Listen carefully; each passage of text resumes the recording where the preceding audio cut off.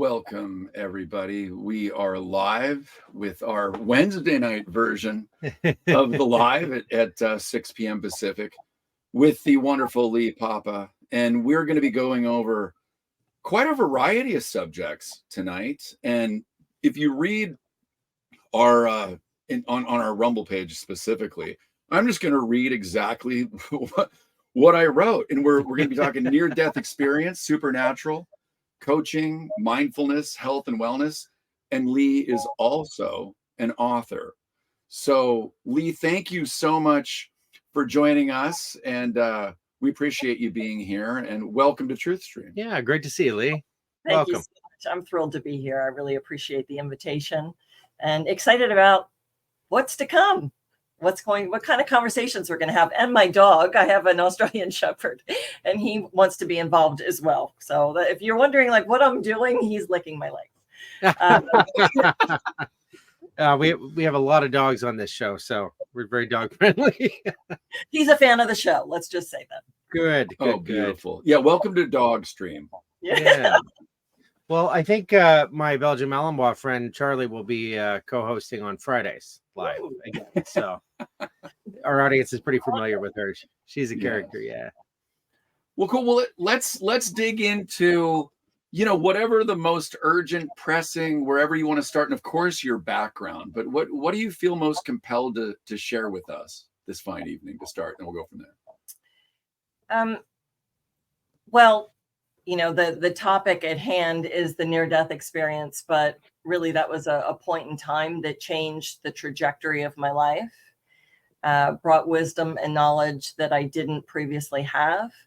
But I think the way that you asked that question, I loved that, the most pressing thing. And I think that the most pressing thing that we're all dealing with right now on the planet is an extraordinary amount of suffering. A loss of hope in many ways, a lot of grieving.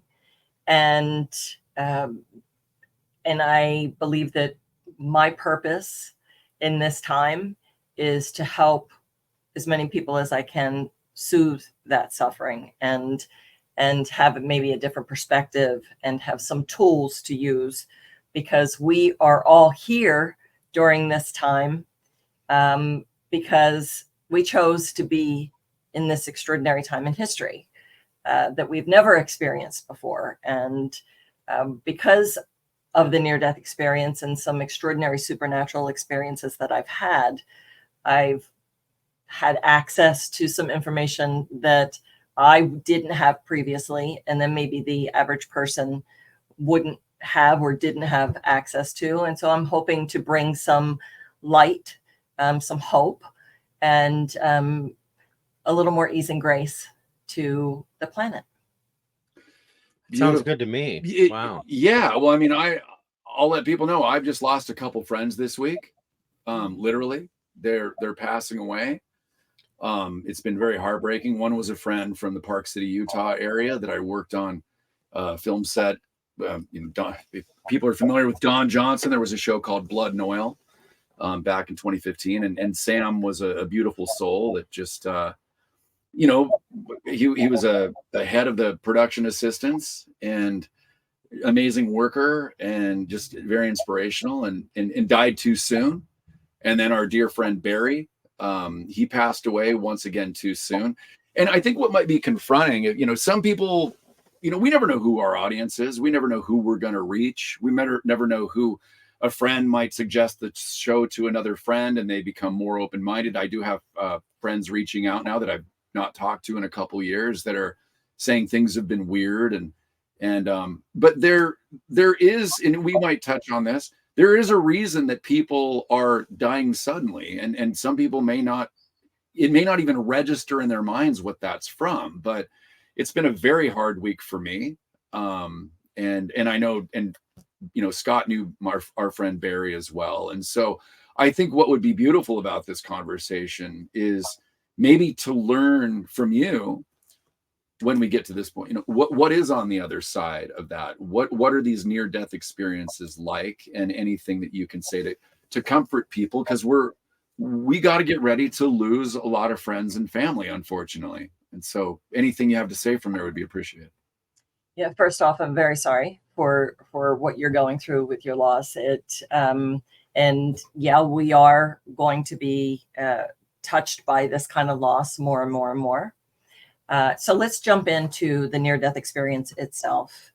And for me, I had led my life. This was 2008, and previous to that time, I had led my life with a lot of drama, a lot of chaos, a lot of illness, self-fulfilling prophecies, talking patterns that were less than optimal, and created a reality for myself that wasn't positive. Um, and I was ill at the time. I didn't know what I had. I thought it was some sort of upper respiratory condition. The backstory is that my husband had a major car accident when we moved from Los Angeles to Las Vegas because my elderly mother had fallen in Baltimore from our childhood home, and we were bringing her to Las Vegas to live with us. So we were going ahead of time, and he was in a major car accident, and that changed the trajectory of our lives. But again, more backstory about some situations that were happening during that time. Very stressed. So my husband had gone to a Vipassana meditation, a 10-day noble silence meditation. I had some sort of sickness, some sort of upper respiratory issue. I had agreed to go to a traditional doctor to get some antibiotics. I was really looking at more holistic approaches to wellness at the time. And that's how I was raised, and I had gotten away from it. So I was really looking to that. But he was concerned about how sick I was, and he wasn't going to have any access to me because once you go into the retreat, you leave your phone, and that's it for 10 days. So I went and I got antibiotics, and a strange thing happened where instead of resting, I had a 2-year-old at the time, and my mother was living with us. I just kept going. And I had this very strange sense of urgency to get things done, like things that were on the to-do list, right? Finish getting that security system in, finish making those blinds, or those drapes, whatever it was. And within a couple of days, I was down, and the antibiotics weren't working. And moment by moment, I could feel just a shifting in where I was and how I was feeling. And I was barely being able excuse me, to take care of my son. Excuse me. And so at that point, I had called a friend to come get my son. And my mother, although she was living with us, she was nowhere around. I was trying to whisper to call to her to get help, and she was nowhere around. And I started to feel my spirit lift outside my body. And yet I was conscious enough to say, my son, what will happen? My mother will be frantic. She won't know how to get in touch with my husband. So once I was able to get my girlfriend to come take my son, I felt this kind of freedom to let go. And I did. And so my spirit left my body, and it was the most freeing thing I had ever experienced, and I have yet to experience it again. But I was a vibrational being in a light space, the whitest, most lightning strike white space. If you can envision almost like a cloud, everything was just white. And I was just ecstatic. I was thrilled. I was happy. I was released. I felt no restriction, and I was ready to go. And I saw off in the distance, which is an interesting thing because when you don't have a body, you don't think about seeing. But off in the distance, there were 2 light beings. So I didn't get, I wasn't greeted by a religious figure or angels or relatives, but these 2 light beings that morphed in and out of like a human form. And they communicated with me telepathically. The one on the left had a more masculine shape, a little taller, a little fuller, and the one on the right, a little smaller, more feminine shape. And they approached me and said that basically it wasn't my time. I could go, complete free will to be able to continue on and go to whatever you call that, heaven, home, right, paradise, and I was ready. Now, what's interesting is anyone who is a parent or is the parent of a fur baby, you are very attached, right? While my child was 2 years old and I was very much a helicopter mom. I was an older mom. I had him at 42 years old, and he was my only one, and complete helicopter. So very much attached, and none of that on the other side. So I went through, they introduced what I called a relationship review. So not necessarily what others have called a life review, where you have a screen and you're looking at your life. This was more a visceral feeling where it would wash over me, these significant relationships in my life. And I would feel the feeling of the wisdom and the knowledge of the experience of that soul that was called my mother, my husband, and, significant relationships. And just feel the pure love and appreciation. And then it would wash away. And then the next one would come, and the next one would come. And interesting that I knew that this was kind of like a soul group situation. But the only two that I remembered coming back were my husband and my son.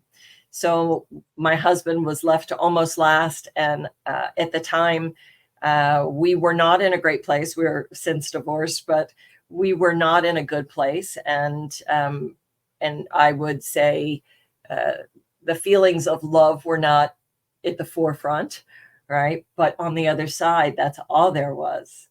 I just felt this extraordinary appreciation and love for the experience of being the mate with this being and this person, and the wisdom and knowledge that came from the contrast. And I was so appreciative of it. And then as those feelings washed away, my son was left, and his energy and his vibration that I felt was just so yummy and softer and just beautiful and pristine. And oh, I was so grateful to have been able to birth this child, be this child's mother, and have this experience. And as that energy washed away, I was like, okay, let's go. I was ready to keep going. And so there was a negotiation that went on. It was very clear that these two beings had a job to do, and that was to convince me to go back.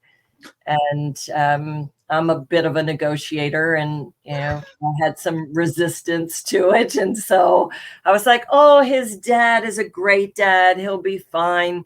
He said, "You will not." Yeah. I feel so good right now. Yeah.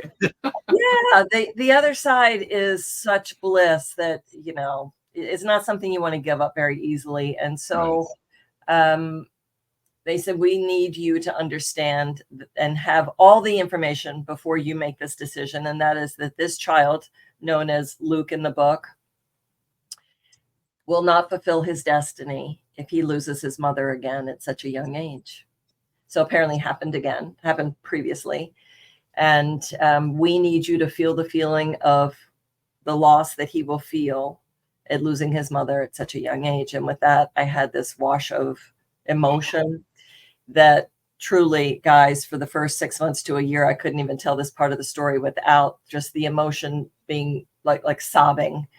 It felt like shards of glass ripping through my soul. And it was instantaneous. When that happened, I said, I'll be this beautiful being's mom until he doesn't need me anymore. I'll do what you've asked me to do, and that is do the work of the light. But here's the deal. I don't want any long, drawn-out illness. When I'm ready to go, I want to go. And I got a yes, and I was back in my body.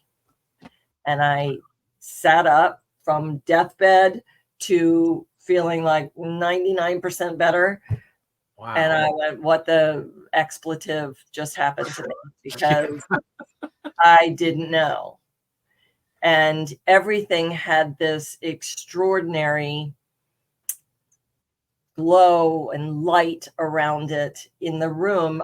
And my bedroom was lovely, but it wasn't some exquisite, place where you were in awe of. But I was looking around the room with such awe of everything felt alive and beautiful. And I don't know how much time passed, but I'm looking at my door with all its parts, the hinges and the doorknob, with such like appreciation of how beautiful it was. I was like, wow, okay, something seriously is wrong here and I need to get some help. And so I was calling it a fantasy of death. And I called my sister, and she had been studying meditation and doing some really cool mystical things. And we were close at the time. And so I called her, and she's a Leo. She's very forward. And normally I would give her a call and she would start the conversation, and then I wouldn't get a word in edgewise for a long time. But this time, not a word. And I told my entire story with no interaction. And then I said, "What do you think?" And she couldn't control it. She was like, "Oh my God, you had an exit opportunity. This is amazing. The fact that you can remember it." And she just kind of went into this spiral of enthusiasm. And I was like, okay, so I need to get off the phone now. And so I did, called another friend and who is a spiritual confidant. She's on the other side now, still a spiritual confidant. And she gave me the name of someone who I could talk to. She said, "I think it's a near-death experience, and this spiritual coach has had them." And so she confirmed that that's what it was. And she asked me certain questions like, "Do you feel like you have this feeling?" I was like, "I feel like I have a residue left on me. There's something that just, everything seems so beautiful and bright, but it's on me." And she said, "Yes, and it'll last about 2 weeks, but it will slowly dissipate." So she said, journal, journal, journal, because you'll spend the rest of your life trying to get back there. And she was right. Wow. Mm-hmm.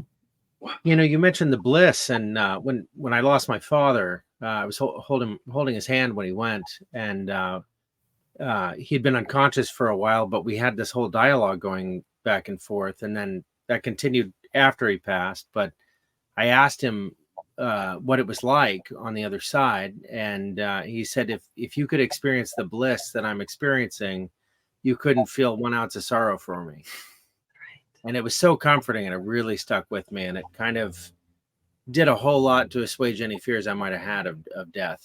And what a beautiful gift you were given. Oh, certainly. There was a whole lot more to that conversation, but that's for another time. Yeah. I'd like to have that.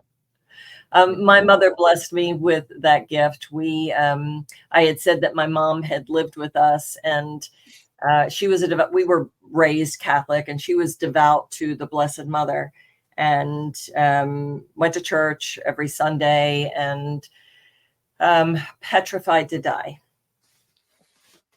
And so I didn't understand that. I was, I was like, you've been religious your whole life, and you're devout with your, saying the rosary every night. And yet there was just this extraordinary fear.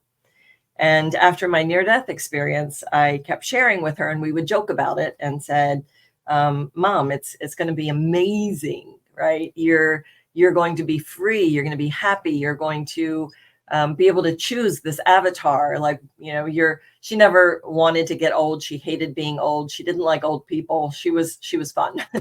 So, and so I, through my story, and I don't want to give it all away, but it's in the book, but I'm going to give it away anyway. She came to me after she passed. So I didn't realize that she had mini strokes, and then she started to move into dementia, and I didn't really understand all of that. Her personality was changing. I was taking it personally. And then things were happening where it was unsafe for her to be in the house by herself. So we ended up moving her back east into an assisted living situation. And so she passed there. And when my sister had called to let me know that she had transitioned, I, of course, was mourning, and I was laying in bed in kind of a relaxed meditative state. And she had come to me on a field of poppies and said that she would she would come back. She would communicate with me, because our deal while she was still alive was that she was going to come back to me and tell me that I was right. So it was our little joke, right? I would say, oh, when you go, you're going to come back. You're going to visit me. You're going to let me know that I was right. Remember to tell me that I was right. Remember, Mom? She would all laugh. She would be like, right. So I owned and operated with a team, an amazing wellness center at the time. We called it a living center. It was a spiritual health center. And the universe is funny, right? The orchestration. There was a very well-known medium that was coming to the center just the day after my mom transitioned. And her name is Hollister Rand. I'll just kind of give her a shout out because she's amazing. And she, we had about, I don't know, maybe a little less than 100 people in the room where we were doing this. It's not really a talk. She's communicating, right? So she's up on the stage and she's communicating with beings, our loved ones on the other side. And the accuracy is crazy. So no one knew that my mom had passed except for our very small group at the center. And we had halftime, and I was just, I talked to my mom saying, listen, I know this would be asking a lot of you to come. You just transitioned. You're probably like in, detox or sick bay or something, right? I don't know what's up there. But when the halftime was over, I had shifted my seat and I had moved closer to the front. And Hollister got back on stage, and she's touching her nose and she's looking far off in the distance. And she says, there's an elegant woman coming from the back, and she's wearing this beautiful royal blue. And I'm like, there's my mom. So my mom's favorite color was royal blue. And my mom came, and I'll leave the what she shared with me for the readers, so I don't ruin everything. But she came back, and Hollister heard she was dancing. My mother loved to dance when she was younger, and she never did that with my dad. So she's dancing on the other side. She brought up the name of a friend that my mom used to dance with. Like 40 years prior, 50 years prior, she was there on the other side. They were still having a good old time. So when I came back from my near-death experience, there were 3 major takeaways, and that is that there is no death. And so our fear of death is an irrational fear. It's something that's been programmed into us to think that we are only this. And there's no attachment. So this thing that we call love here is not it. Because the third thing is that there's only love. But the trick is to figure out and to really uncover what the real love is. And that is the non-attachment love. Like unconditional love, would you say, or you're making a different distinction? Well, I think it is a different distinction because, we use the word unconditional love, but there's still this attachment with it. Yeah. Right. Yeah. And I think it's more of a surrender love is what comes. Very interesting. I don't know if we're really even capable of glimpsing it in 3D. I think in meditation, when we have some certain spiritual experiences, like I had a spiritual experience that was prior to the near-death experience, where the Blessed Mother came to me. And I'm not devout to the Blessed Mother. And it was during a meditation, but it took me to my knees. And when that visitation happened, and all she said was compassion was the one word. There was another phrase that's escaping me now, but it was something like Mother of the Angels or something like that. And in my head, I thought the message was for my ex-husband, who was really suffering from this car accident that just completely changed him, and chronic pain, and almost died, and just terrible. But it was really from my mom, because she was really the one that was devoted to her. But that feeling of emotion that bubbles up, that feels more, or feels closer to the pristine love that I was able to experience on the other side. Wow.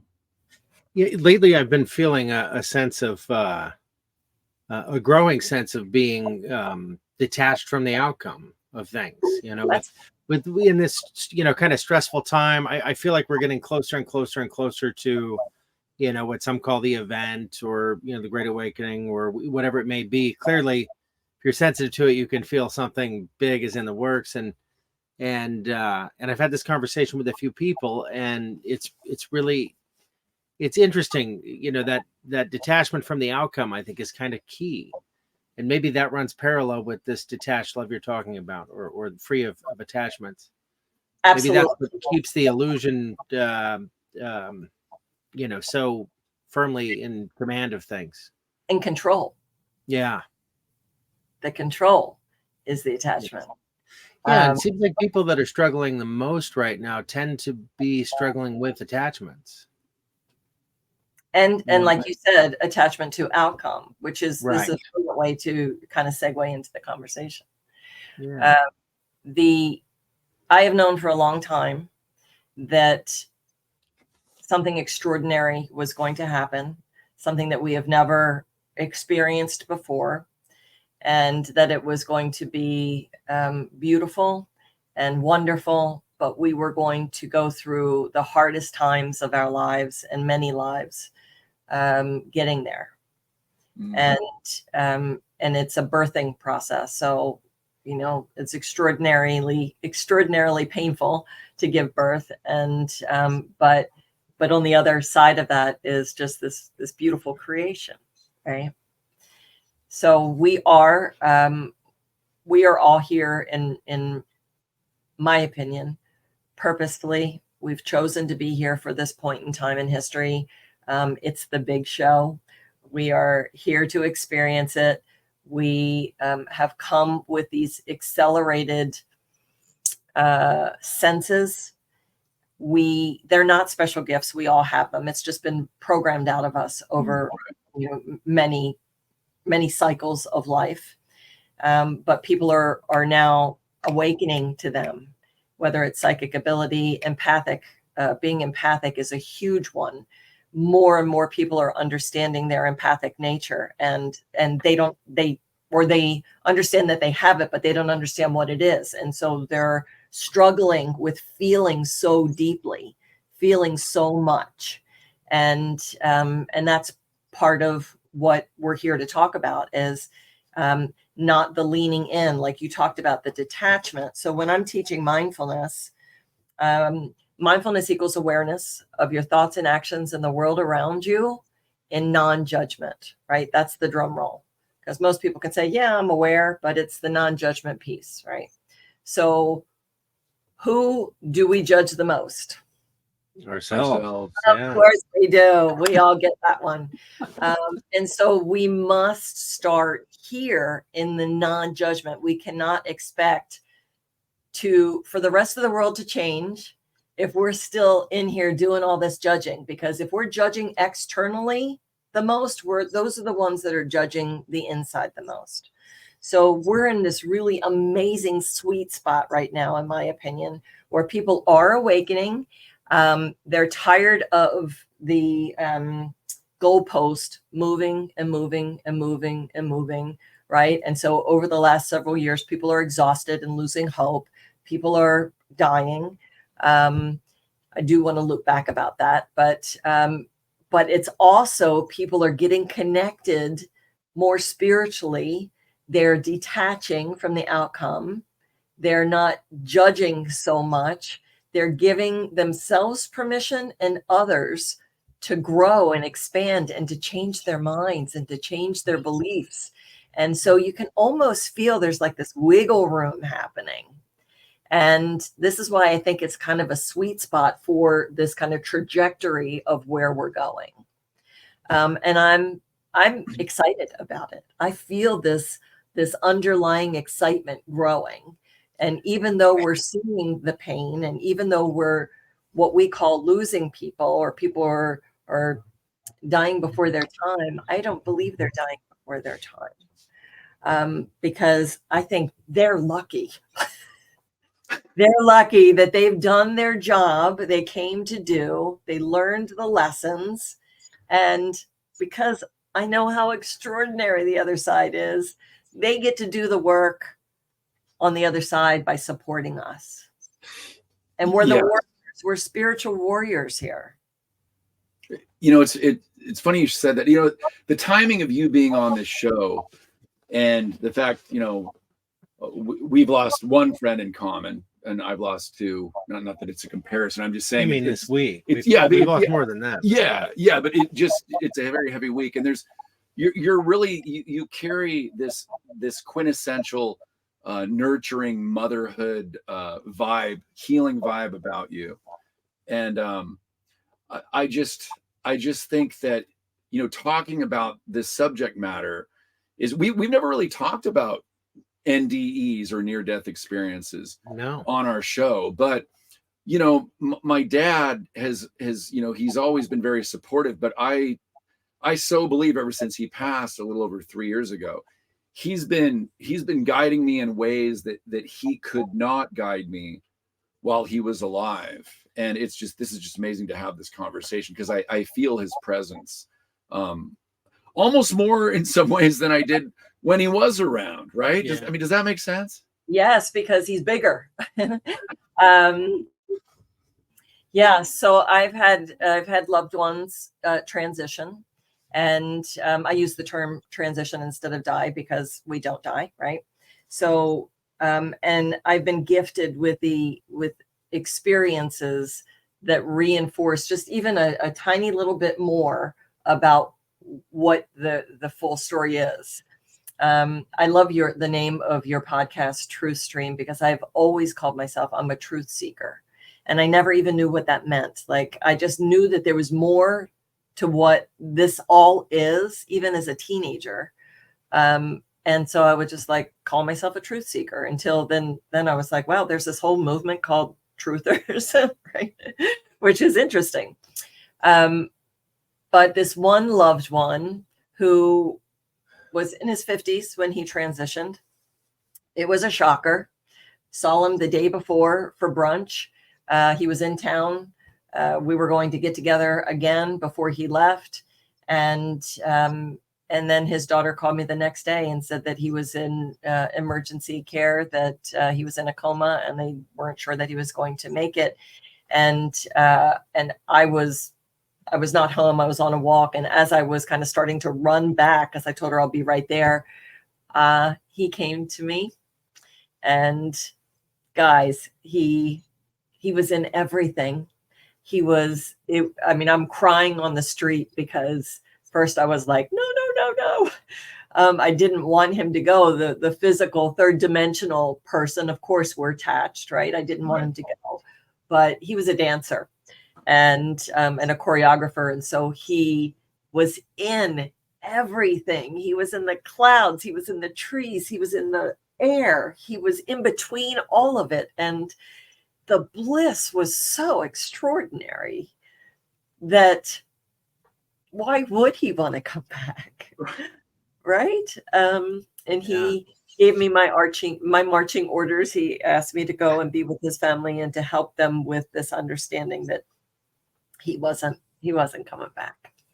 So and then I saw his body that looked like just it could have been a rock, right? I mean, there was just no attachment whatsoever, because what animated him was everywhere but that body. So when you say that you kind of feel your dad, Joe, a little more than when he was, quote, alive, because he's bigger, he's everywhere.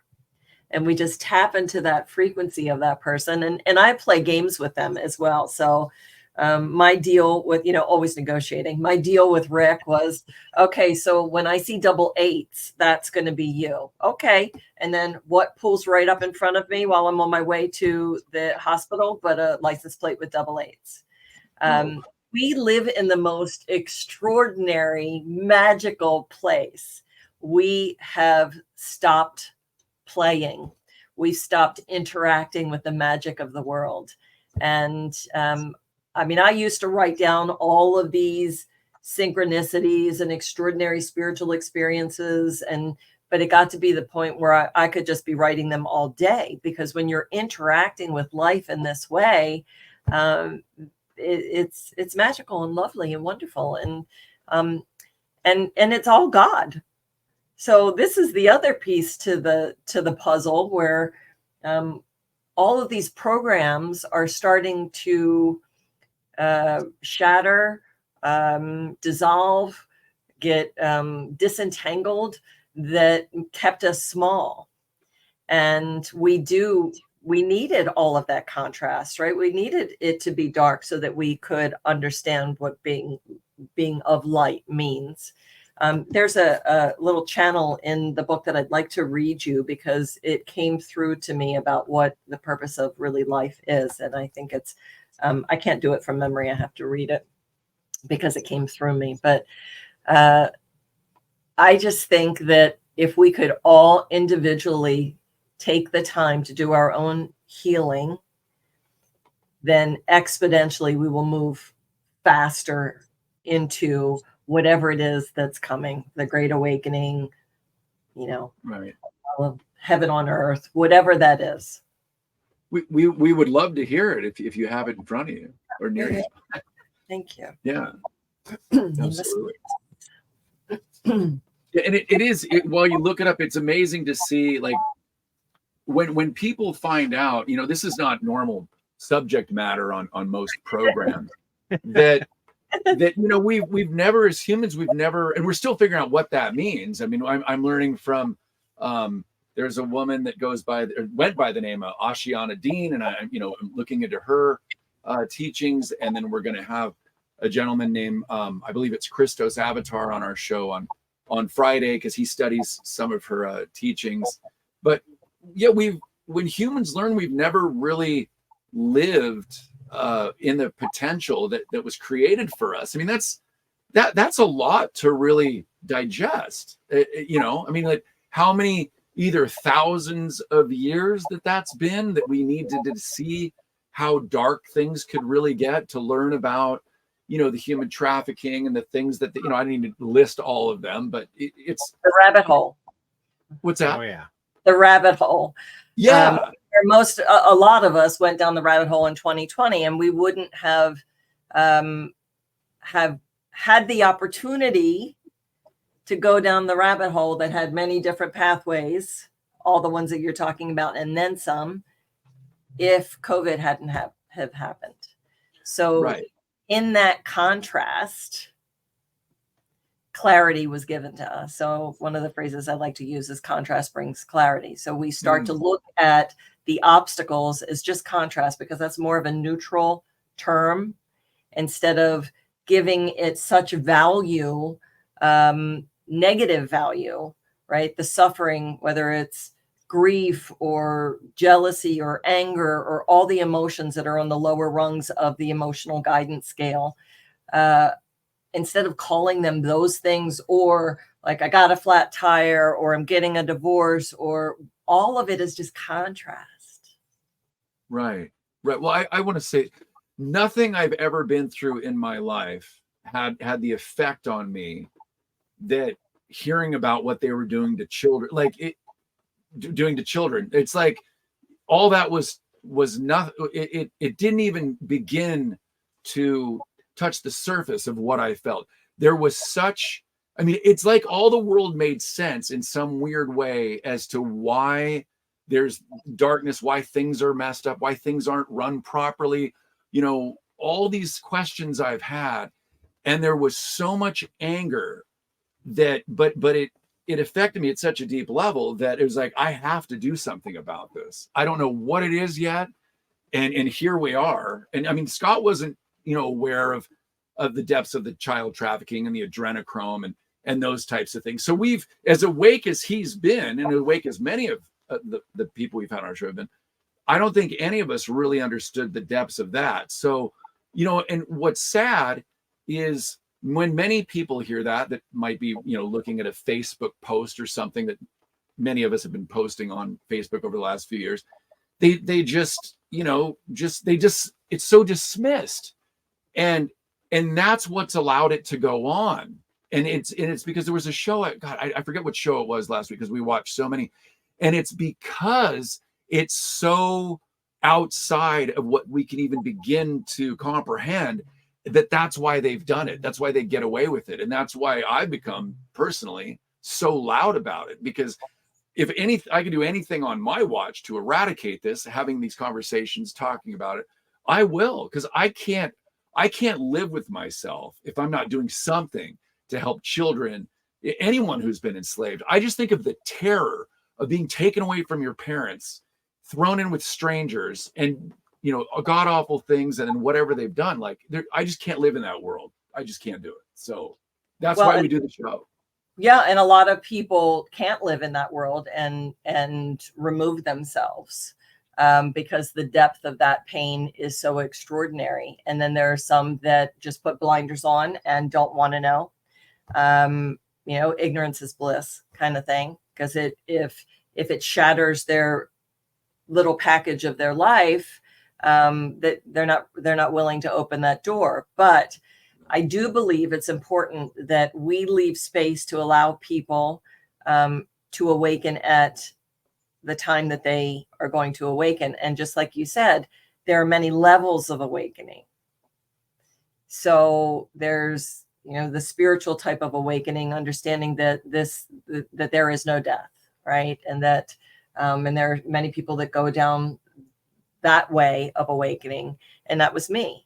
I didn't know all of these things that were going on until 2020, and until I was actually in a meditation and I heard something significant that I could not believe I was hearing from Creator Source, Holy Spirit. And I was like, no, because I don't like that person. That's not my political belief. I'm leaning here. Isn't this the way that I'm supposed to be leaning? It doesn't this side mean, love people and respect people and include people. And then I went down the rabbit hole and I realized what a manipulation it all is. Yeah. And no judgment here, because with each level and each awakening, mini awakenings, we look back at the younger self, and we need to have compassion for the younger self that didn't know these things, and have compassion for the people that still don't know these things. Their time will come, just like we will continue to awaken to more heightened levels of awareness. And we need to allow it. And this is what I love about your show. And there are others that are doing it. I don't care what your political belief is or what your religious or spiritual belief is. For me, it's all about connecting humanity to their heart center, connecting humanity to the light. And here, I'm going to segue right into, please. Creator wants you to know. All right. So this came in June 15th, 2011. Love enters us from a well of existence that is streaming from the natural source. We do not own it. It flows freely and is given with no requirement or judgment of its use. It is the life force of all creation. I am here to tell you that this life force runs through each and every one of you, and each and every one of all living beings in the cosmos. If you could glimpse for just one moment the purity of the light of all existence, the same moment that we allowed Lee to experience and to draw upon for her strength and her journey as she continues to expand into the being that she already is, it would most definitely change you. The worry and the fear that penetrates every layer of your current existence would vanish like a streak of lightning in the night sky. It would melt all the worry and darkness from your hearts and fill you with the light of love for all mankind. There would be no differences, no wars to fight, no burdens of finance. As with this love, all things for all people are possible. Your limited knowing of what the light is the only problem or issue that you need to resolve. The only issue. As once this clarity is yours, you will no longer seek anything but the essence of the light of pure energy. You see, the strength that is the you that you do not know is just below the surface to be uncovered by you. This is the journey, you see. It is the unveiling of the shell that you have encrusted upon yourself in darkness so that you can see again. The world is your playground, your playhouse, and your school, and it is that for each and every one of you. Some of you see now, and some of you are beginning to see. It is a joyous occasion for all of those who are able to see this unfold. It is glorious in many ways as your existence is unfolding in the hands of those who seek. You are the beauty and the life of all beings and all people, and the sages of the old ways will no longer be the ones that those follow, as the followers will be only you in your own path of seeking.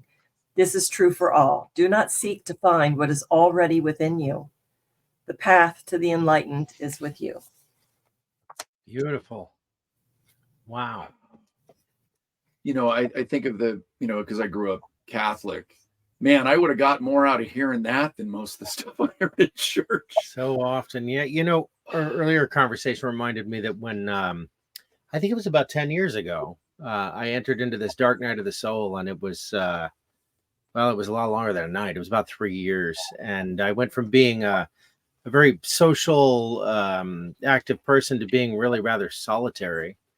And, I've often referred to the experience as I wasn't suicidal, but I was always welcoming death, just welcoming it, almost begging for it. And I think probably along the lines of how you referenced it being such a beautiful thing, I wanted to return. And, so I made it through that. I mean, it was my father's death that kind of propelled me out of the life I was living to completely change everything up, which I did. And then this coincided with another move. And I was, in a completely different frame of mind. And I did a whole lot of work during that period of time. And then, just a couple of years ago, I started having these clairvoyant conversations and this real connection with, the larger part of me, as I believe you put it, or the, I think of whether it's my oversoul or, it's a plurality, but it's definitely so personal that it's me. And would that be the guides? And the knowledge that I receive, it's amazing. Does it come from a particular part of your consciousness? Like, I can differentiate when I get drop-ins or guidance. It kind of drops in from this part of my consciousness. Does that happen?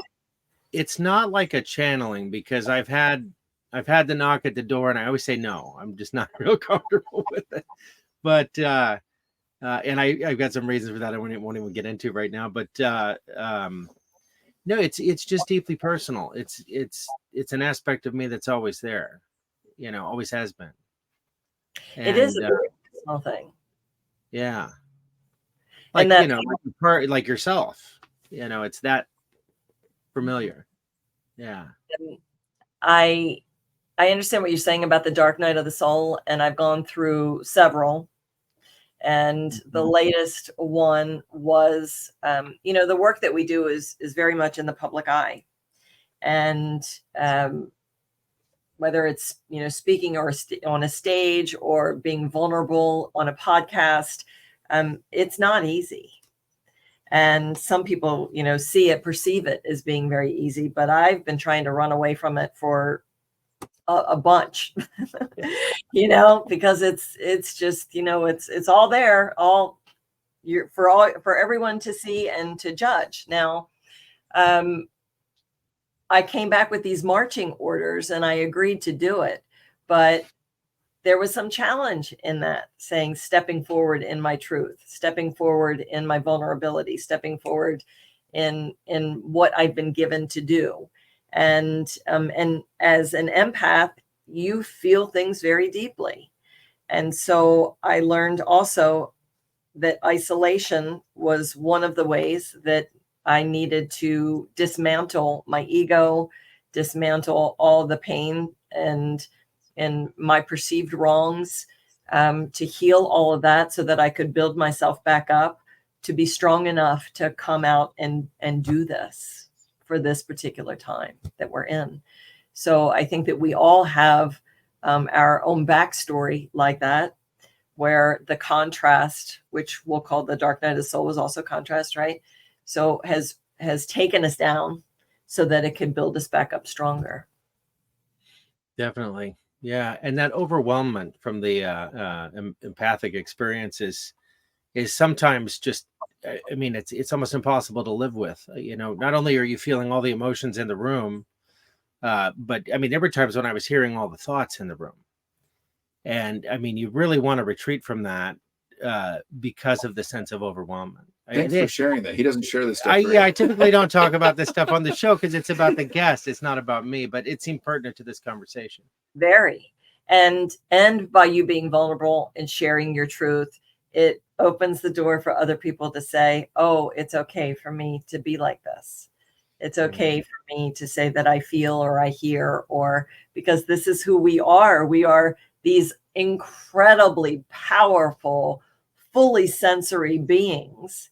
And we're just like, we're walking in our mother's shoes. We're just trying to figure it out, how this fits in this world that hasn't caught up.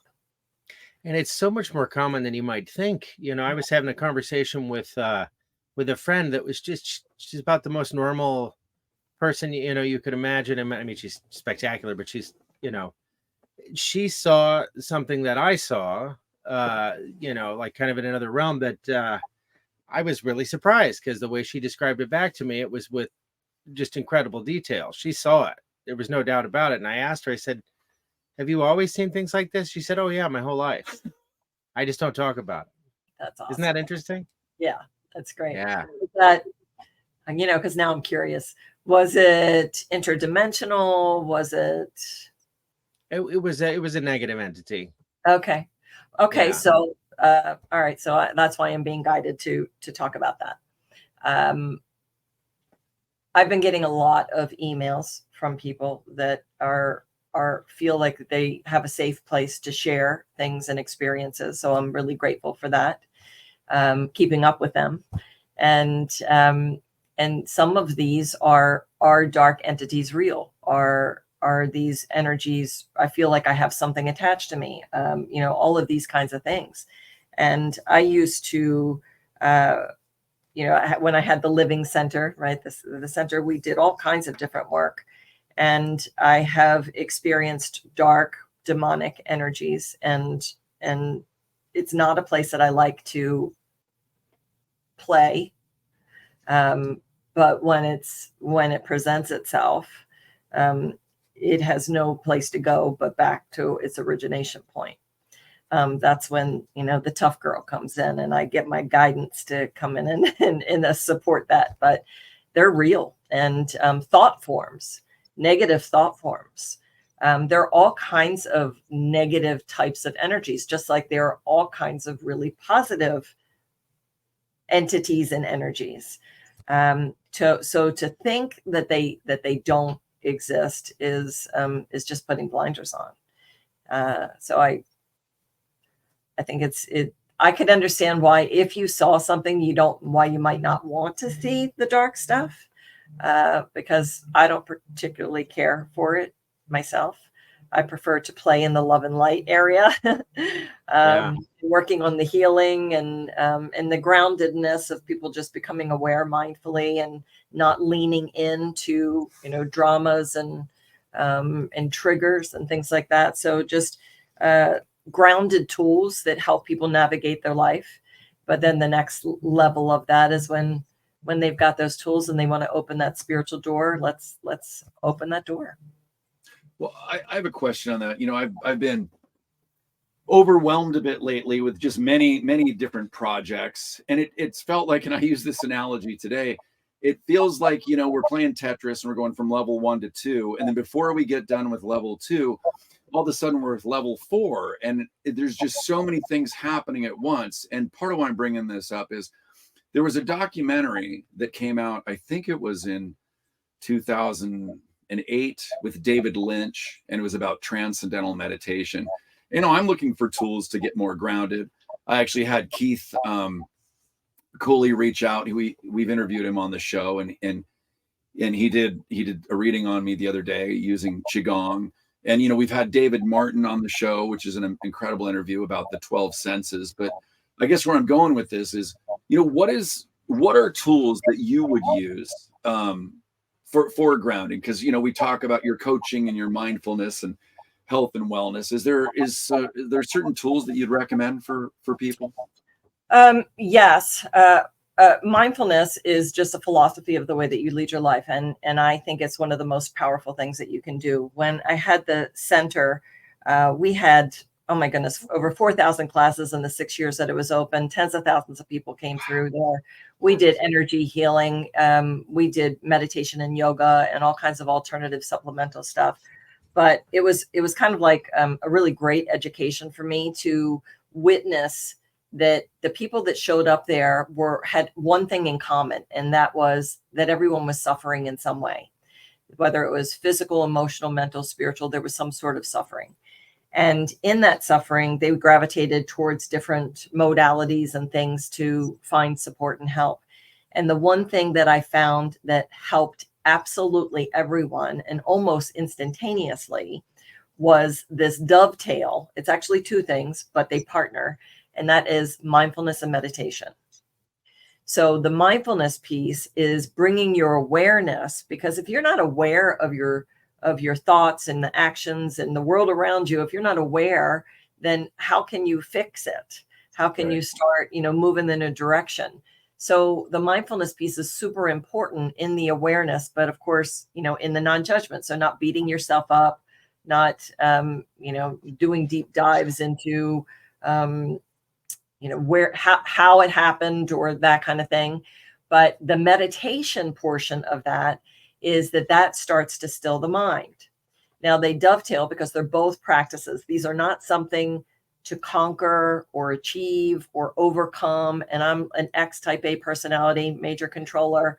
And so any of you out there that are like that, there's hope. You can lead a life without controlling, and you can release all of the stresses that go with that.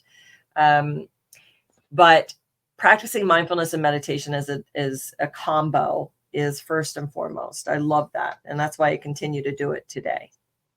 I like guided meditations. I've created my own because it gives the mind something to do, especially for beginners. It helps relax the body. And then, the noodling can have a place to go. So in other words, there are three main reasons why people don't meditate is what I found. They don't have enough time. I've heard that over and over again. And I said it myself when I first started meditating. My most popular meditation on Insight Timer, which is free. All my meditations on Insight Timer are free. 6 minutes long. It's called Waterfall Wash. 6 minutes long. And it's powerful. It came through me. It has energy healing. It is phenomenal. It is rated the highest one of all my meditations. 6 minutes. If somebody doesn't have 6 minutes, we have more conversations to have. Because really, 6 minutes every day. Can you do that for yourselves? Both of you. Can you do 6 minutes every day? Of course you can. Oh, for sure. Of course you can. So download Insight Timer. I'll send you the link. We can put the link in for that little meditation. And is that on your website, Lee, or not? Yeah, you can download not Insight Timer. It's that's not my app, okay. But okay. It's a really fabulous app because I love that they still continue to do free stuff on it. Okay, cool. But you can still get that meditation on Spotify, on my website. But I'll get you something that it'll make it easier for people to access it. It's more about your consistency than it is about how much time you meditate. I remember going to Deepak Chopra's center in Southern California to study primordial sound meditation. And it was blissful and it was wonderful. And I was meditating all the time. And he told us that we needed to meditate 30 minutes in the morning and 30 minutes at night. And, I told you I was like, type A personality. So driving home, I was like, that was blissful. It was lovely. Never going to happen. Right.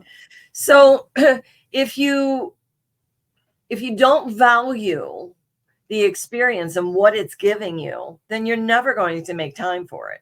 So if you do 6 minutes and you feel a difference, guess what's going to happen? You're going to say, hey, I want that long play one. That's 20 minutes long. I'm going to do that waterfall chakra wash. It's 20 minutes because then, I'm going to exponentially feel better. 6 minutes gives me this, right? The other thing that people say is that I'm not doing it right. Well, you're doing it right if you show up for yourself. I don't care what kind of meditation you're doing. I don't care if it's just sitting on the couch quietly with your fur baby, or if you're taking a walk without earbuds in your ear. Whatever meditation looks like for you, just do it consistently. It is your practice. So, the primordial sound might be your practice. A guided meditation might be your practice. A yoga type of meditation might be your practice. Whatever is right for you. I tell people, if you don't like my meditations, please do not blame meditation. Find somebody else that you're jiving on their voice. It soothes you. The style, it might just be music or nature sounds. All that's really great. So just do it. So question. So one of our regular viewers, Patty Noble, brought up that she always falls asleep every time she tries to meditate. Do you have any advice for that? Are you lying down, Patty? Are you doing it at night and you're lying down? I tell people that fall asleep when I'm doing groups, because I do something called a mindfulness lounge, and I do meditations in corporate environments and meetings and events. And sometimes people do fall asleep. And I'm like, if you're falling asleep, you're exhausted. So I'm okay with you falling asleep. If you're sitting in a chair or you're sitting crisscross applesauce, whatever works for you, and you're falling asleep, then you're exhausted. So I do find that finding a time where you're typically not exhausted, like if Patty's meditating at night, maybe switch it up and do it first thing in the morning. Maybe find your sweet spot is 10 o'clock, maybe after your kids go to school. So is it optimal? Because I get this question all the time. When's the best time to meditate? Then my answer is when you meditate. Yeah, exactly. Right? Because if I said to you, best time to meditate was first thing in the morning, and you're so excited, I'm going to start my meditation practice, and you put it in your calendar and you put the alarm on, and you get up and you go to the bathroom and you brush your teeth, and then you're like, oh, you're on your phone, and then you get your coffee, and then, oh, I was going to meditate this morning. What do? You're like, oh, I'll do it tomorrow. I'll start it again tomorrow. But if I say the best time is when you meditate, then that moment that you remembered to meditate is when you do it. And so once you start the habit, then you can move that around. Find the sweet spots for you. It's about the consistency. Consistency. The other thing, the number 3 reason why people don't meditate, I can't shut off my monkey mind. I'm making lists. That was totally me. My lists were making lists. I was like, I was there. I'm like, am I meditating? Oh, I'm super hungry. What am I going to have for lunch? Anything and everything. So just keep showing up. You're not going to shut off the monkey mind. It is a byproduct of you showing up and doing the meditation. It will just slowly start to dissolve. In my guided meditations, I guide you by saying, when a thought comes in, no need to resist it. No need to grab hold. Anything important, you will remember when it is needed. So just allow it to move on by like a slideshow and come back to the now, to the present moment, to you. And so if when a thought comes in, you're not like pushing it away, you're not like, I'm trying to meditate. No, you're just like, let it go on by. And then I find with the guided meditations, the way that I have done them, that with these journeys, they are journeys. And so you can have these really cool, extraordinary experiences that are beyond maybe just relaxing the physical body. You can go into more supernatural or expanded consciousness experiences. Like one of my favorite meditations is called the Crystal Cave, where I guide you into this forest and you go up this stone staircase up to this cave, and inside the cave is all selenite crystal. And I don't know if you're familiar with selenite crystal, but it's it's the jam, right? And it doesn't have to be cleansed. It's just highly vibrational. And so it's smooth, and it's got beautiful veins in it. And all the walls and the ceiling are made of this beautiful selenite crystal. And then you walk down the pathway, and on the other side of the pathway are all these alcoves that hold different crystal beds. And the one that's for you will glow. And you get to go into the room and lay down on the crystal bed. And then I leave you there in that kind of quiet with just background music. And then you can have your own experience. And people have had some really cool experiences on these crystal beds. And what's great is every time you go, you can get on a different crystal bed. So that's the piece about the meditation. So you asked me for tools. Don't want to get too off track. Yeah, I wanted to add one thought there for Patty, especially. I mean, I'm all over the map with my meditation. Sometimes I'm extremely disciplined with it. I start every day with it and so on. And it does really improve my day. It's fantastic. But other days I sit down and I get so frustrated because I can't get in the zone. But I find that, and I didn't even know you could incorporate movement.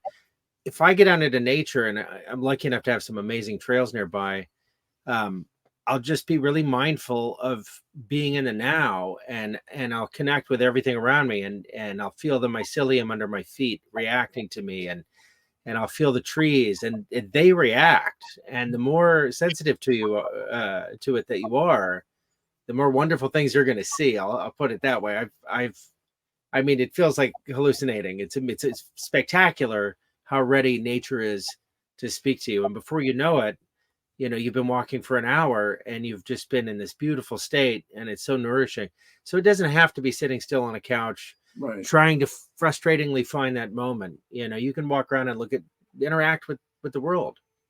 Absolutely. And that's beautiful. And giving yourself permission to not be in the construct of somebody else's meditation.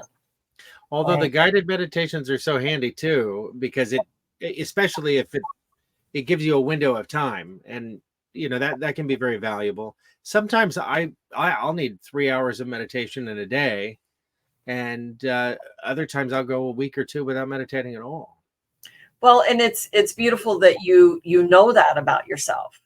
That you're tapped in, and when you need the nourishment, if you will, more than when you don't. And then it's kind of like these tools and practices, we will evolve, and when we don't need them, right? So we need the tools, use the tools until we don't need the tools anymore. I don't see that too off in the distance, but it's also not tomorrow, right? So we do need to be doing these practices and evolving, and it also takes us to that. Yes, we're human, but I believe that we're all some sort of galactic hybrid, as right. well. And so some people need certain practices, and some people need to be near water, right? Some people they must be near water. Some people must be near trees. That's what that touches their soul. It makes them, thrive in those environments. And then those people that are in cities, they can also access those things through the guided meditations, or through the nature sounds, or just even having a little plot of grass that they can go out to and walk barefoot. Right. But the quieting of the mind is very important, because we have so much static. And the reason why I believe a lot of religions don't want you to meditate or do these energy healings or whatever is because then we will tap into what we know is true, that we are these powerful beings. So tools, meditation and mindfulness, being very aware of the words that you speak. This was a huge aha for me. And let's not, if we want to walk people through either your your books and your website or any of the tools that you have for people, we could explore that too. I just want to remind, that we can go over that stuff as well. But please go ahead. Yeah. I mean, yeah, stuff is on my website, leepapa.com. You've been throwing it up there all over the place. So but yeah, just what your books are about as well. But go ahead with what you were gonna. My book, but it is such a huge aha. I'm plugging other people's books. That's good. The hidden messages in water. You can see it's all like got notes in it and everything. This is an old book, and it's by Dr. Emoto. He's since passed, and Japanese scientist, and he explored the power of words in water. Have you heard about this book? Oh, yeah. Very much so. Yeah. Okay. All right. So your audience, if people have not heard of this book, go get this book. Everybody should have it because it is such an aha that when he did these experiments, basically on the quick, he took samples of water and he infused, if you will, words, beautiful words that are of high vibration, right? Love and peace, and even beautiful pieces of music. And then he would freeze the samples, look under a high-powered microscope, and he would see these beautiful snowflakes, just extraordinary, beautiful snowflakes. Did the same with very negative words and ugly words, and you guys are music guys, right? So I mean, like, I think it was off key or something. I don't know how he did the music thing, but then it would come back, and they would be these very unattractive, might you say, ugly,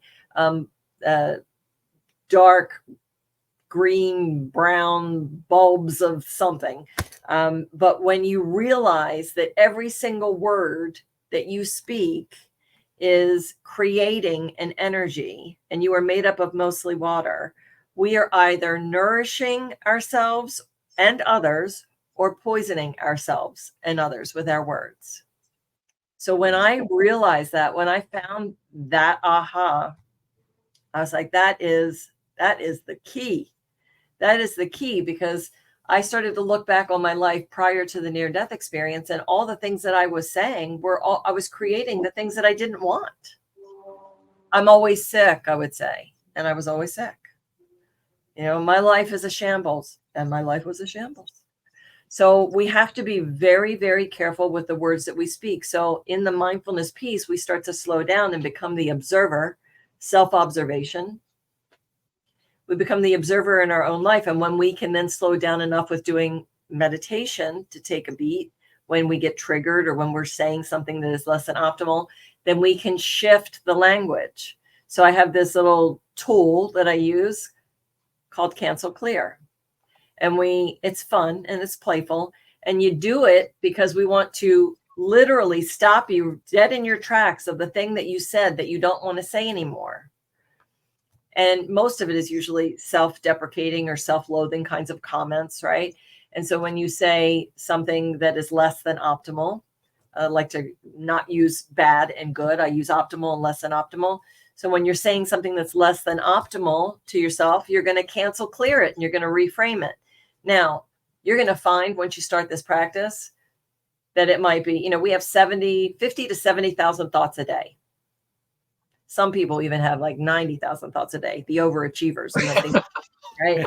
90,000 thoughts in a day. How many of those thoughts do you think you're choosing, and how many are in autopilot? Exactly. Right. The majority are on autopilot, and they've been programmed year after year after year after year. And so we have to become aware of those thoughts that are programmed so that we can change the neural patterns and shift that into a more positive, more, blissfully functioning life. So understanding that your words are powerful, using Cancel Clear is another tool that I find extremely helpful. And then I like that. The gratitude journal, having a gratitude journal that you use every night, and specifically to write down 3 things that you were grateful for in that day. I find that turns the ship around so fast. When you have been kind of kicked off your practice or things aren't going so well, you go back to the basics of your practice, and that's meditation, mindfulness, the Cancel Clear, and the gratitude journal. And And you can all like say number one tonight that you were grateful for TruthStream podcast and these amazing guys that are putting on this incredible podcast all the time that is really awakening people. So that's something to be grateful for. And I'm going to put that on my gratitude journal tonight. I want to point out, I don't mean to interrupt you, but I want to point out the thing you said about the observer, because it's so key. I don't know if you've followed Max Planck's work or if you've seen the slit test in physics where they were shooting, the photons, right? So is it a particle or is it a wave? And what they determined was the observer determined the outcome. We create our reality very much in that way. It's really hard to put that together. It's certainly hard to live by, but and you're always observing, it's just tuning into the observer part of you. But when you do that, that's really where the power is. That's kind of the secret sauce, because you can have a significant effect on everything happening around you in that regard. And I love that you used that word. Thank you. Well, and you also just kind of volleyed something up for me, so thank you. Good. The idea of the observer, what I found is when you're in the middle of chaos, you're triggered, there's an argument, there's something that you're, unhappy with, whatever that obstacle is or whatever. You're in the middle of the tornado, you are leaning in. You are acting as the participant, you're leaning in. But when you're mindfully observing, you're in your own body, you're in your own space, and you're observing. So I don't know if you notice, like when you are with a friend or you're counseling someone, you're supporting someone, especially if you're empathic, and you literally lean into them, how you take on their energy, you feel it. But you can be just as compassionate by being in your own space, leaning out and being the mindful observer, and not amplifying their grief or their pain or their suffering. Does that make sense? Totally. What a good point. Yeah, I got to get better at that. Yeah. There's a really great book called Self-Observation by Red Hawk. I think I might even have that on my website. I love this book about self-observation. It's a really great place, another beginning place to start with understanding your thoughts and your actions and your patterns, right? Because from I think it's 0 to 7 years old. So in the womb to 7 years old, our brains are in theta state. Right. Yeah. So what's theta state? Hypnosis. So in our childhood, we're being programmed for everything they see, everything you witness, the interactions with people, the love, the lack of love, the anger, the whole thing, the whole shebang. And when you start to, and I did this with self-observation in the book, I went back on all my relationships. And although the faces look different, there's a common thread in there. And the common thread, if you have challenged relationships, is you. And you got to look to see what it is that piece that is really had been programmed from little up, that you're just playing out over and over and over again with different people in the play. So when you become aware of the things through the mindfulness practice and the self-observation, then you can do something about it. Well, when you can acquire self-knowledge, which is, the key to this whole thing is self-knowledge. It's the best gift ever to, you should be your own best friend. Oh, absolutely. Exploring yourself and all the nuances of who you are. That is how you become a fully expressed being. And then, in my opinion, and only then, will you attract the partner, the mate, the person that will not fill a void, because there won't be a void to fill. Right. It'll just be complementary. That reminds me a little bit of Stuart Smalley. We're good enough. We're smart enough. And gosh darn it, people like us. But I think what the challenge is for me, and tell me if you guys can relate to this in the comments as well. For lack of a better term, when you're moving more into the 5D, I think where I get really frustrated around either family members or friends that may not be here. It's really challenging. I remember like when my dad would come home from the pharmacy, he'd been talking to people all day long. And then when he got home, all he wanted to do was not talk to anyone and just chill out, do his thing. I think for me, why sometimes it might be hard to be around me outside of the show and outside of, my friends are a little more aware, is we spend a lot of time doing the show, getting a hold of the guests, setting things up, having conversations. And then you go into 3D world and people ask, what's up or how you doing or family members. And you're like, they're asking what's going on. And you're like, oh my God, can you just watch the hour and a half that I did? Because I really don't want to explain this again. And you're probably not going to get it if I try and explain it to you ever in any other way. Because if I was to just do this show by myself and just go and rant and talk, or it was just Scott and I, which it still works.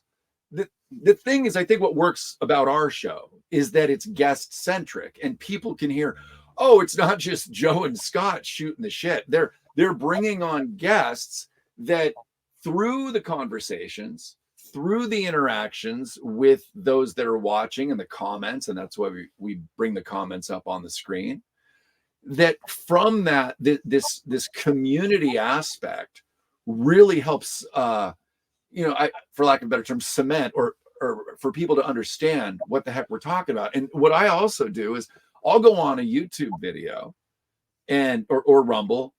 I'm just used to YouTube in this way because you can really interact in a deep, quick way. Because I notice sometimes on Rumble, if someone leaves a message and then there's a response, sometimes I don't see an immediate response. But my point is, you can learn so much about videos by looking at the comments to understand what are people saying about this video. It's amazing. And so I think that's where some of the exhaustion for me comes in is trying to yet again explain what it is, the subject matter we talk about, to someone that can't even begin to understand that, maybe 911 was an inside job. It's very exhausting. You've said a lot of stuff there that's really important, and I want to unpack some of it. That have you noticed that there's a big push in social media, people talking about introverts? Have you noticed that trend? I haven't noticed that trend yet, but you know what? I'm sure I'm going to see it really soon. Yeah, I'm still on the people accepting, the Pride Month and the kids' genitals and all that stuff. I'm still comprehending that that's acceptable to some people, but go ahead. So the reason why I bring up the introverted thing, and it also has an element of the empathic thing. And that is, I learned this because I would go and do a corporate training. You give it your all, you're in front of people, you're giving everything that you have. And then I would be invited to go to, let's say, networking or after events or dinners or whatever, and I couldn't do it. I'd have to squirrel away and recharge my batteries. And I learned that that's okay, because what you're doing is you're giving so much of yourselves that you can't do that 24/7. There's a free book on my website, The Roadmap to Living Mindfully, Understanding Self-Love, Self-Care, and Self-Mastery. You don't get to self-mastery unless you're doing the self-care, self-love piece. And by allowing yourself your construct of what feels good in your self-love and self-care, and if that means that you do the show and then you can't talk about it afterwards, you can do that in a kind and loving way. You're like, I'm recharging my batteries, right? Or I just can't go out tonight. This is my self-care time. That's what you struggle with. Yeah. Yeah. He overcommits to everything. Well, I went and saw the Thompson Twins and a bunch of cool bands yesterday, and it was quite a release. But yeah, I do overcommit because there's no recharge. Go ahead. That was something you wanted to do. Totally. Yeah. Yeah, it was called Totally Tubular. How could I not go? That's great. Oh my God. Well, that's Anyway, part of self-love and self-care. I love that. yeah. Everybody's a little different. You know, some people need a massage, or some people just want to squirrel away with a book, or whatever it is. It's yours, and it's your practice, and it's what nurtures you. And so trying to live up to somebody else's expectations, that's never gonna work. Right. So I hope that kind of that addressed that. There were a couple other things that you said that I know I said a lot. Sorry. Yeah. Well, yeah, I just feel like there's times I just don't even want to really talk to anybody. Like, I just want to take 3-4 days, not book a show, not really do anything, and go play my guitar. I mean, because what the other thing is the songs I'm working on, they take so much time, because I have an amazing producer, and I have people that are involved in that process, and sometimes I just want to go play a song acoustically and not worry about every single fucking nuance. So why don't you? Well, and I do, but there's times I really want to be left alone for like 3 or 4 days, and I do have a mother, and my mother likes a lot of my attention. Yeah, my son's calling me as the I was going on. I'm like, love you, baby. I'm gonna have to love you from afar. Exactly. So no, I'm getting better at it. But yeah, sometimes I just need to shut off and really just not talk to anybody, because I just have to. It's exhausting. So my suggestion for you is that you allow smaller amounts of time in your day to day. So what I suspect is that you don't do that.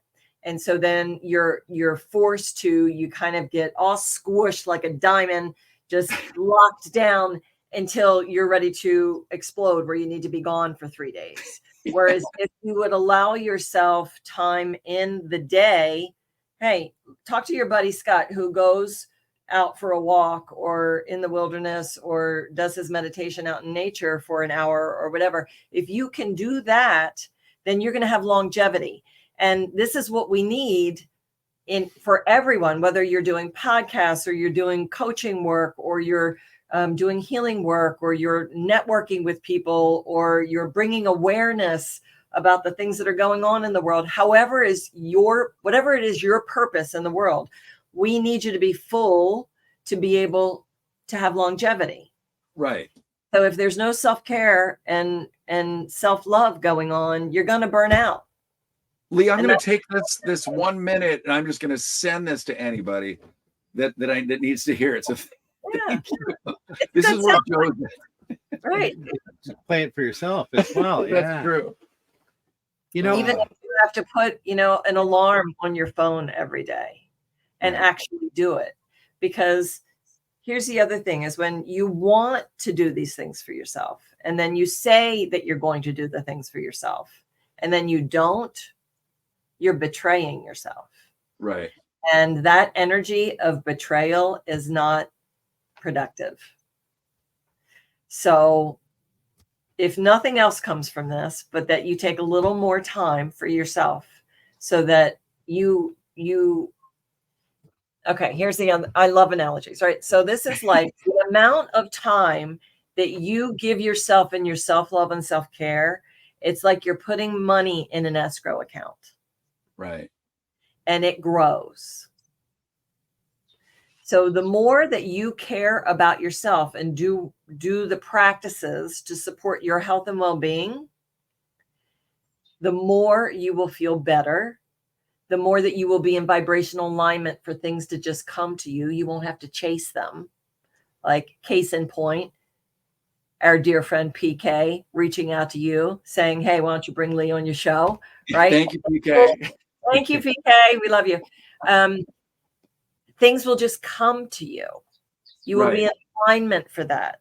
There won't be this pushing and pulling and making things happen. I'm noticing that there is that. There definitely is that. I just want to kind of ride more on that wave. Like in fact, a friend of ours named Patriot Underground reached out. He has a channel very similar to ours. And we're gonna be on his show next Saturday at 4 p.m. Pacific. And we got Brad Olson on Friday the the 5th at 6. But if there's another show between now or between Friday and Friday, maybe I need some time to worry about Joe, and Scott can do a show himself, because I'm going to be traveling. I'm actually taking off for about 4 days. So Good. Yeah. Yeah.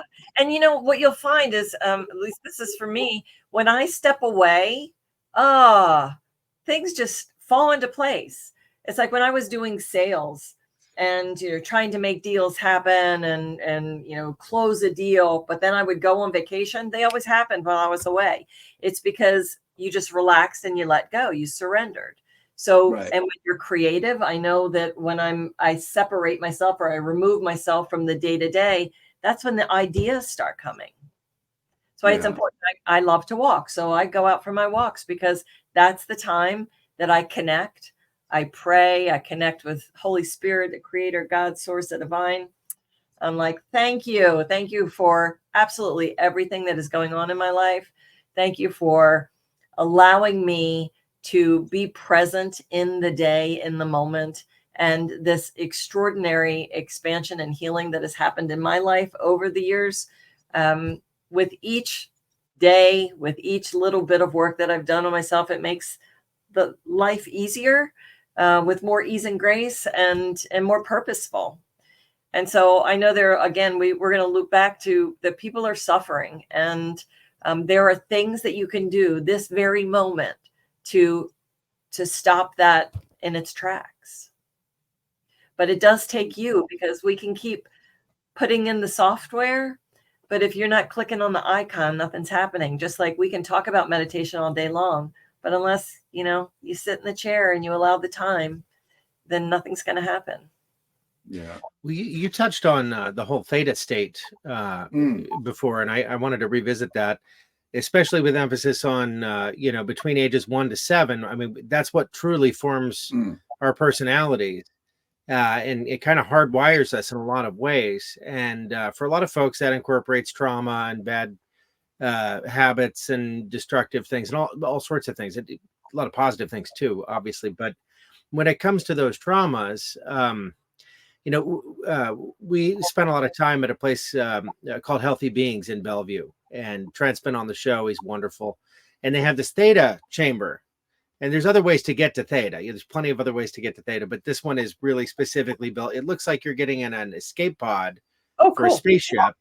And, you have binaural beats, but they're custom made for your brain, because there's a recording of your voice and so on that it processes.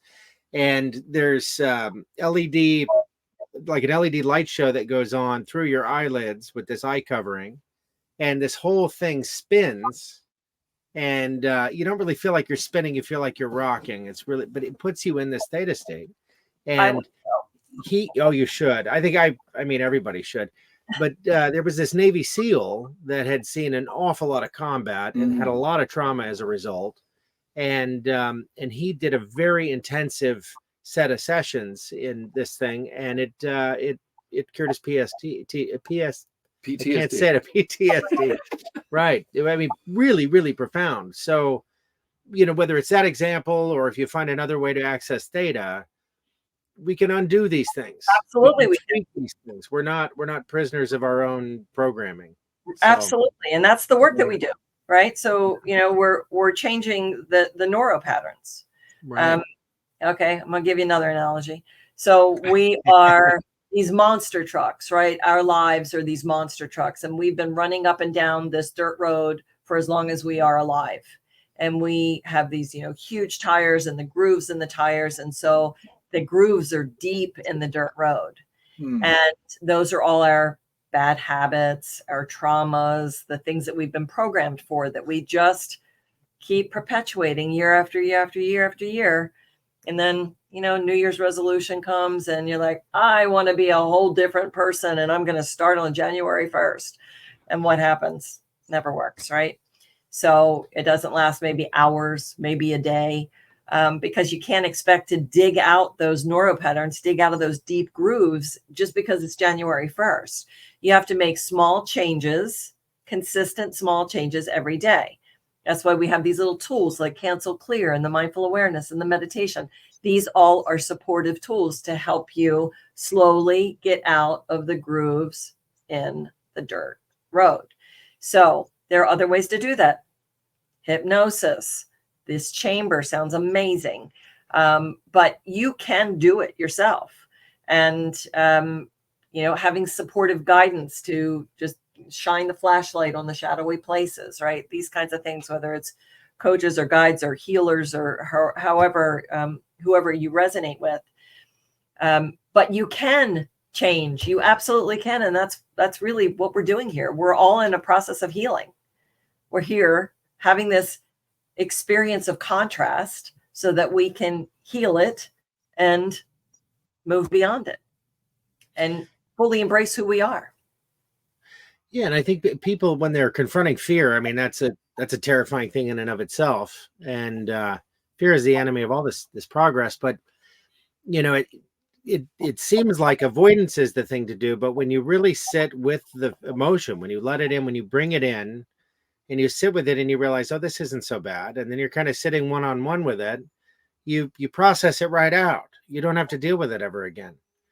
And it's a counterintuitive thing. Like, this thing is terrifying, bring it on, let's sit with it. But that's really the only way to send it on its way. And you send it on its way in a loving way, not in because you can't really fight those things. No, what you resist persists, right? Yeah. And there are two pathways to making all your decisions. You're either making your decisions from fear or you're making your decisions from love. So when a decision comes up, you need to ask yourself that. I mean, I do this with my 18-year-old son now, like becoming aware of where are you coming from, an empowering place, or are you coming from a fear place to make that decision? I received this little phrase that's around fear that I thought was pretty powerful. Fear is a pesky little parasite that feeds on those so strong. If we realize how strong we truly are, the fear, we would just like pluck it off like a parasite. Because that's all it is. It's like a programmed parasite. And I didn't realize that I had the amount of fear that I had, because I'm like, I'm a risk taker. I do things, I'm not afraid. I've done things. And then I went post near-death experience because I was looking for ways to get back to God, get back to that feeling. And I went to Peru to explore a ayahuasca retreat.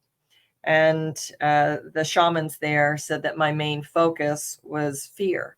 And I'm like, no. You got that wrong. The translator's wrong. And boy, did they show it to me. So, and then it took quite a while to process that out.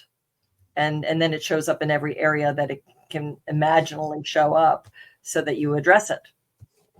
Contrast brings clarity, right? Well, yeah, I wanted to bring up some. So first of all, what a beautiful comment from Crow's Keeper. Thanks for turning a very dark day into a beautiful night. I mean, this is why, like, this is why we do the show. I mean, there's many beautiful comments, but this one literally just came up. And I had a question. What is your relationship like now with your son? And does he know, is he pretty aware or fully aware of your near-death experience? That's a great question. Nobody's ever asked me that question. Welcome to TruthStream. Yeah, I love it. He's a bright light, and he knows I've had one. He not so much interested. He knows I do mindfulness training, and I raised him predominantly by myself since 7 years old. And so he gets the whole idea of the way that we lead our lives. Right? We're truth tellers. We're, we look within, meditate, that kind of thing. And as he was going through adolescence, I remember once I was talking to him about mindfulness, and he's like, "Mom," and I'm like, "Here it comes. That's your stuff. I'm okay with it, but that's your stuff." And I'm like, "Okay, that's okay." And then, once I was talking to him about God, and he's like, "I'm not sure I believe in God." And I'm like, the interesting thing about that is that just because you don't believe in God doesn't mean that God doesn't exist. So you will come to your own spiritual development as you do, because you will mature into it, just like I've matured into mine and my understanding. So does he know that I'm on podcast? Does he know that I've have the 10-year anniversary, second edition of the book? Yes. Does he know that I do coaching and I support people in this manner? Yes.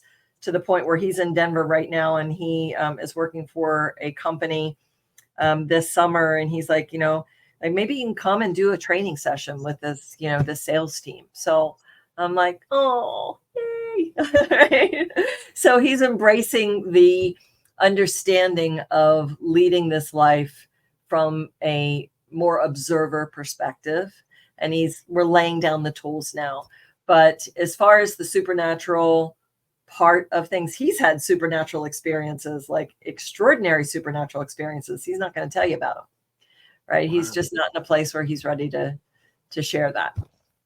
Right. Well, that's understandable. I mean, there may be a place at a time in his life, 20s, 30s, 40s or something, where he thinks about, what it is you're out here talking about. And he has this profound realization that connects with him at some point. His journey. His journey. Or in the next 6 months. Or the next going on. This stuff's more likely to surface sooner than later, I would think. Hey, as we kind of approach that hour, Kevin, would you like to join the show? Do you have any questions at all for Lee? Here's Kevin. Come on in. Yeah. I'm here. Hello. Hello. Thank you, Lee. Oh, thank you. For the most part, no, I think you guys kind of covered everything, but I would like to just tell you guys a little bit. This is a little bit behind the scenes, production-wise and stuff. Joe tries to get in like an advanced schedule, maybe about 2 weeks in advance of guests coming up, because I help with the graphics. And when Lee came up, because one of the things is we go, if you have websites, social stuff, because I've always, the way that I approach doing graphics and production and stuff, I try to do it from the guests. You got to learn about the guests, and you get a taste of the guests by exploring who they are from what they release. And with Lee, I have to say, has been one of the most perplexing for me. And it wasn't until you got to the afterlife stuff, that's where I was getting down, because it's like, she's such a vibrant light. She's just portraying, and it's like, why am I having difficulty with this? And then you sat there, you revealed that beautiful story at the beginning, and it's like, oh, thank you, God. It's the way that it was meant to be. It was just to be simple, simplistic, but in the process, just reach out through the screen, touch everyone. It didn't need that extra little touch that I normally try to bring, because you were going to do it like you already did. No. So, thank you. Thank you. That was so beautiful. My gosh. Thank you. It's always perfect, right? It's always perfect. And that's relax a little bit and allow those things to happen. And that's the other thing. That's the one thing I would just recommend for people, is to really grasp onto that concept. Don't try to force anything. If you just let it come when it's meant to come, it will come. If, like with meditation, I just let it come. I quit years ago trying to force it, trying to set aside at the time, because it never happened. I always got frustrated. One day I just, okay, if it comes, and then I was so much happier, so much at peace. And when it did occur, it meant so much more to me. It's great. I remember, I don't know if any of you are golfers, but when you have a really great swing or great shot, and it's like that sweet shot, and you're like, that's what I've been practicing, all these years for. And then you expect that you're going to do the exact same thing with the same setup and with the same hole and with the same club and with the same, right? And it never, ever happens. Meditation is very much the same, where you get to a place where you have an extraordinary experience in meditation, and you're like, oh, I want that again. And you try to set it all up and control it exactly the same way. I'm going to make sure it's this music and it's this time of day, and not going to happen. And it's kind of the universe's way of saying, you know, that's a joke, that you can't control meditation or life, and just to let it be and enjoy the ride. Yeah. Have you watched the movie Tin Cup? Oh yeah. Golf movie? Yeah, because it just made me think of that when you strike the ball and the tuning fork goes off in your loins, and you know the perfect golf swing. There's just nothing like it. That's a really spiritual movie. I've watched it so many times. It's hilarious. I'll have to watch it again. Yeah. But it was good. Yeah, there's some really, really great points. They're subtle, but they're great. And as far as playing, Scott and I relate to Frisbee golf. Oh, yeah. I'm not very good. Which we need to play again soon, by the way. I know, absolutely. Yeah, maybe tomorrow. It'll be a movement meditation, right? Yeah. Well, there are activities, you know, it's like fly fishing. To me, I don't even need to, you know, I don't even need a fly. It's the casting. It's this, anything that where you very deliberately, you know, try to create motion. It's just enough focus that it just sets you free from all the chatter. It's a beautiful thing. And I think golf does that for a lot of people.